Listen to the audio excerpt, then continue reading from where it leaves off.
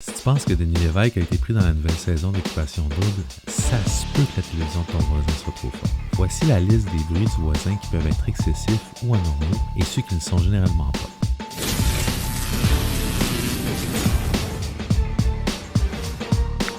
Avant de vous présenter la liste, vous devez savoir trois choses.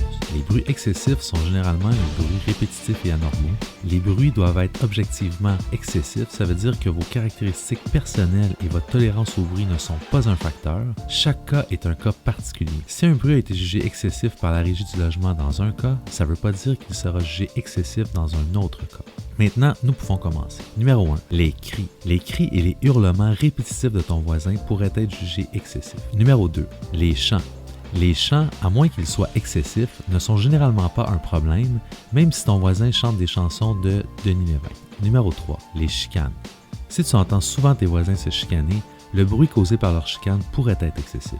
Numéro 4. Les conversations et les rires. Les simples conversations et les rires de tes voisins sont normalement pas un problème, à moins qu'ils soient, encore une fois, excessifs. Numéro 5. Les enfants turbulents. La question des bruits des enfants est très délicate. Ça dépend vraiment du contexte. Mais si les enfants de tes voisins sont réellement turbulents, donc qui s'agitent, ne restent pas en place, causent du trouble ou du désordre, le bruit qu'ils causent pourrait être jugé excessif. Numéro 6. Les pleurs d'enfants. La Régie du logement est généralement tolérante sur la question des pleurs d'enfants, mais là encore, tout est une question de contexte. Numéro 7. La musique trop forte. Si ton voisin écoute du rap, tu connais ses chansons préférées par cœur, alors que tu es plutôt un fan de Vincent Vallière, tu peux te poser des questions. Numéro 8. La radio trop forte.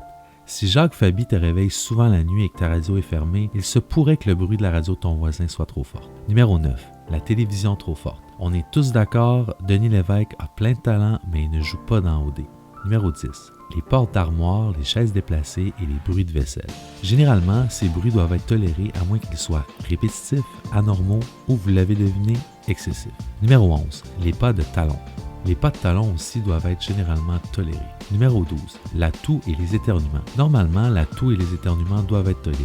Mais si ton voisin fait exprès et simule des éternuements pour te déranger à répétition, les bruits de ces éternuements pourraient être considérés comme étant excessifs. Dans tous les cas, si tu veux faire résilier ton bail à cause du bruit de tes voisins, peu importe le bruit, ça va te prendre une bonne preuve. Une des meilleures preuves que tu peux avoir dans ces cas-là, c'est un enregistrement de qualité et des témoins. Si tu es prêt à mettre de l'argent, tu peux aussi faire des tests par un expert en acoustique. Nous espérons que cette vidéo t'a plu. Nous t'invitons à partager tes commentaires et à t'abonner à la chaîne pour rejoindre la communauté et rester bien informé.